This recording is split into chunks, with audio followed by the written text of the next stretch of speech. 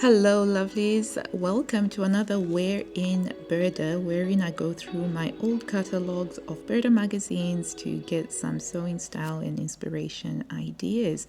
My name is Hila and I've been sewing for nearly 14 years now, and I'm a self-taught seamstress and I love sewing with Burda magazines.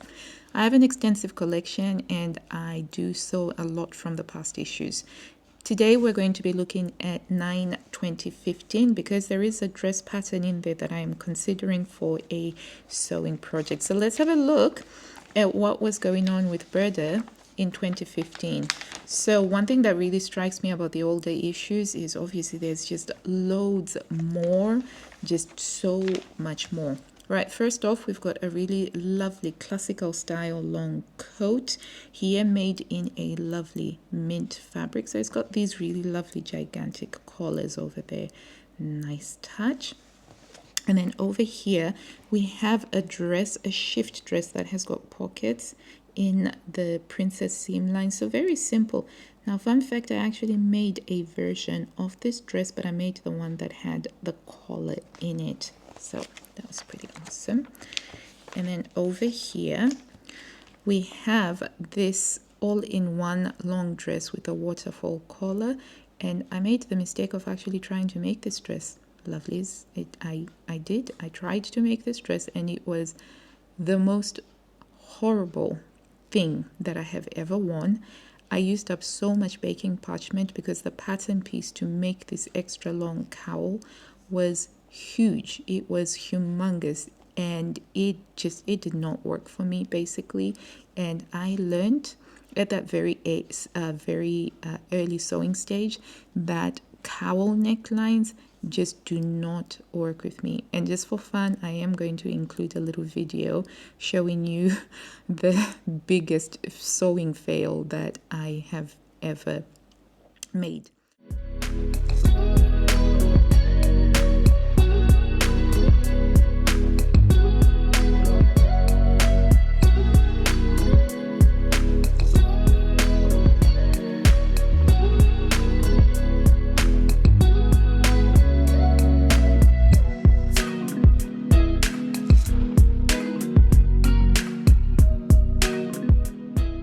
Okay, and then over here, we move on to a lovely simple yoked skirt with a flare.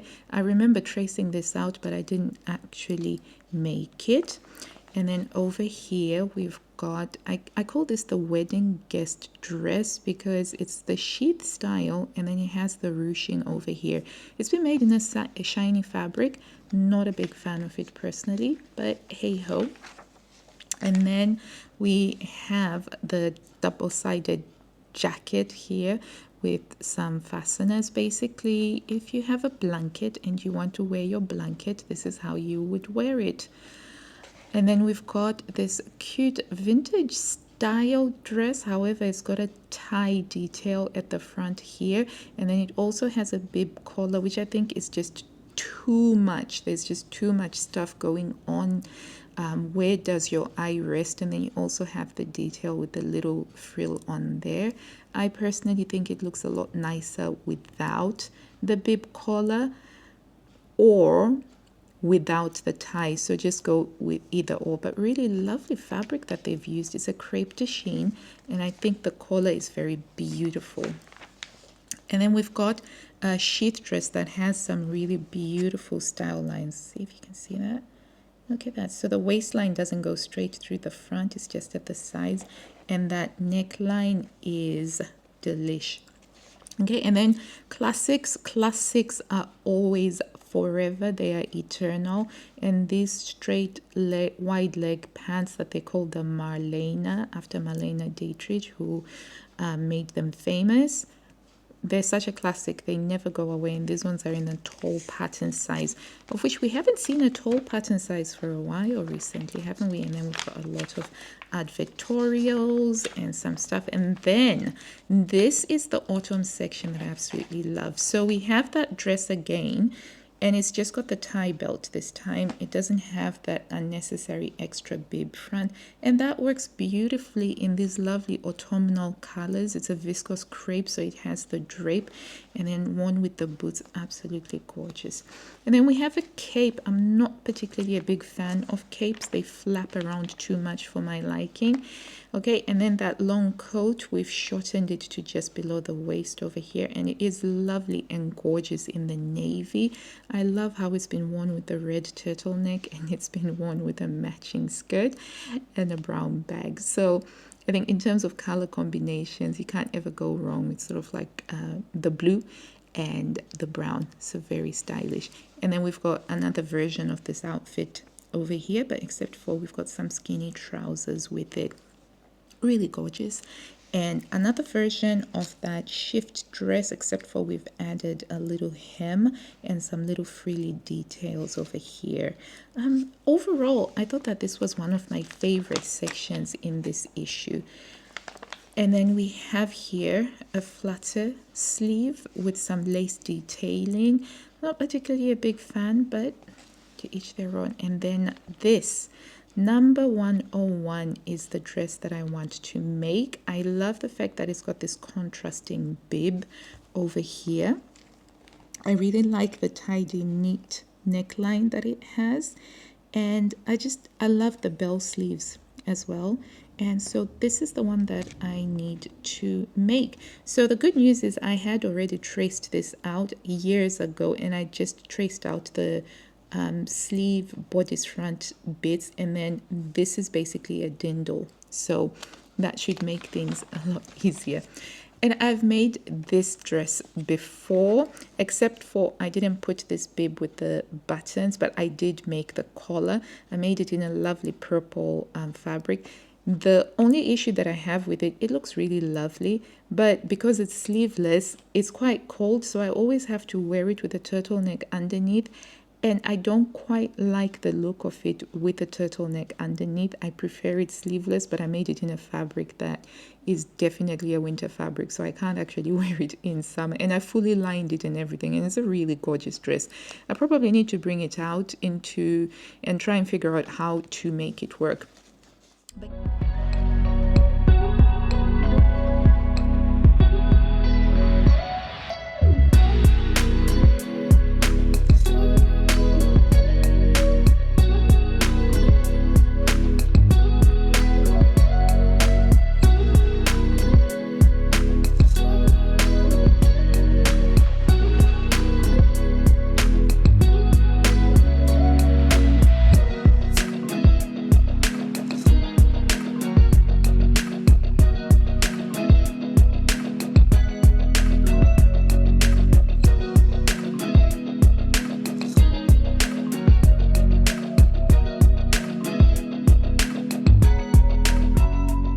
This was a good issue, I think. And then we've got a lovely flutter sleeve dress with some useless pockets over here. There is no way you're going to be using these pockets, especially if you've made this in a viscose twill. It's a super drapey fabric, so these are not going to be useful at all.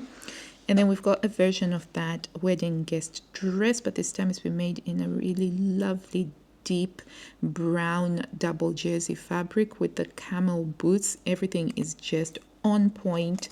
Love the styling in 2015. I just think that the 2015 styling was pretty awesome. And then we had the technical stuff here, a nice jacket. So this was quite the sporty section. And we have some trousers and a really oversized top. Yeah, so these trousers, they're sort of the same style as the first Malena trousers that we saw, but these ones have been sportified, so to speak. And we've got the sheath dress over here with a gigantic neckline and a poncho. And hey, you can wear your blanket if you're feeling quite cold. I mean, I jest, but I do think that this would be a great thing for winter. It may flap around a little bit, but it would certainly keep you warm. And then we have, for some reason, hey, let's picture this. You're a sporty person, but you also love disco. And so you love the shiny sequin. And so it's like, okay, let me combine my love of sport and my love of disco. And I'm going to have a sequined, sporty, hooded jumper. I love it. It's so creatively bad. It's good in a way, but I like it when the magazines give me a bit of a smile when I try to imagine what was the thought process behind this particular design. But at least it's an attempt at something. I may not get what that something is, but it's something.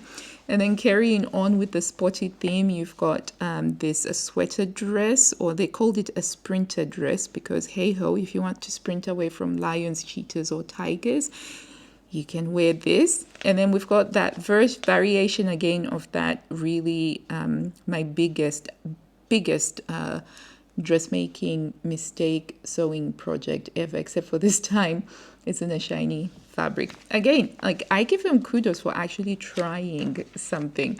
And then we have a section here on how to style the clothes, always lovely. And I'll just get the pattern pieces out of the way. And we will move on to the Dirndls. Now, there used to be a time when every September or October issue you could expect to get Dirndls in the Burda magazines, but they haven't been doing that of later years. But you can always get 9/2015, I think, is particularly great if you wanted to make a Dirndl costume. So we have this one here. It's a super short one, but it's got a really lovely jewel neckline over there.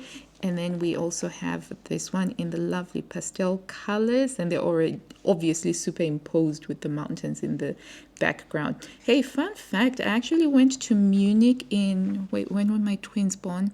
In 2013, in October, during Oktoberfest, and loads of people were wearing their Dirndls. And the lady that we were staying with at the time, she was telling me about how they always have in Bavaria that the Dirndls are a huge part of their culture, and that they always have a Dirndl from the time that they're a child, and they put them on, and the guys were wearing lederhosens, and it was just really awesome. And I remember walking away really thinking, I would love to have a Dirndl. But yeah, anyway, a little trip down memory lane. And then we've got this one here, which is sleeveless, and it's got the side seam zipper, and it has the rick-rack trim, which is so cute. This one is more of a modern gothic romance feel to it. And that's the thing about the Dirndls, you can make them fit whatever style you are. So this one's got the gothic feel to it, whereas this one's got more of the, the ethnic Frida Kahlo almost feel to it. So really wonderful when you see the different types of Dirndls that you can get. And then this one is a really lovely, elegant, one of an elegant age. Really beautiful. So this was, I think, one of the best Dirndl issues in my collection. And then you've also got the Dirndls and the lederhosen for the little ones. And not only that, one of the main sewing lessons is for the Dirndl. So they all sort of have a similar basic structure. And the trick is to find the right sort of fabrics and complementing fabrics that work well together. So there we go.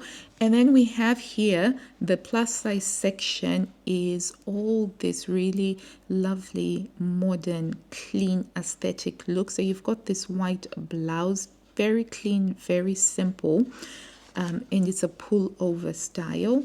And then you've got the sheath dress over here, and it's made, in the black and white. So keeping everything very clean, very simple. And it's got this lovely neat boat neckline, which I think a boat neckline is one of the most flattering necklines that suits any body type. It's wonderful. And then we have this one in black, and the styling is very much a 1960s throwback. Really gorgeous with the satin trim around the neckline here, and the trousers simple but elegant and classy. And then we've got this in the black and white. I think Burda used to hit it out of the ballpark even with the plus sizes back then. It's just really wonderful to see that. So if you've got some older magazines, go dig around in those magazines and some really gorgeous patterns in there. I mean, would you look at this dress here? Look at the fit on that. How gorgeous. And that's achieved through all this intricate use of princess seam lines and these angular dots. But it's beautiful. And look at that neckline. Really, really gorgeous. And we've got a cape here with some trim on the end. I mean, they flap around too much, but I'd be more likely to wear this at home instead of using my blanket. And then we have the same style that we saw before in a cotton poplin at the beginning of the plus size section, which was white. But this time it's been made in a wool effect fabric because it is a loose fit, so you can use wovens or knits for it. And that's about all for this issue. And there's a lot of stuff on textile arts that use yarns or fabrics, and that's what we have. So this, I think, is a really great issue. If you don't have this one, this is worth adding to the collection, in my opinion. Now it's your turn. Let me know in the comments down below, do you have this issue? Have you sewn anything from it? And if you're interested in reading the blog posts for the things that I've made from this issue, I will put those in the description box down below. Until I see you next time, lovelies, happy sewing.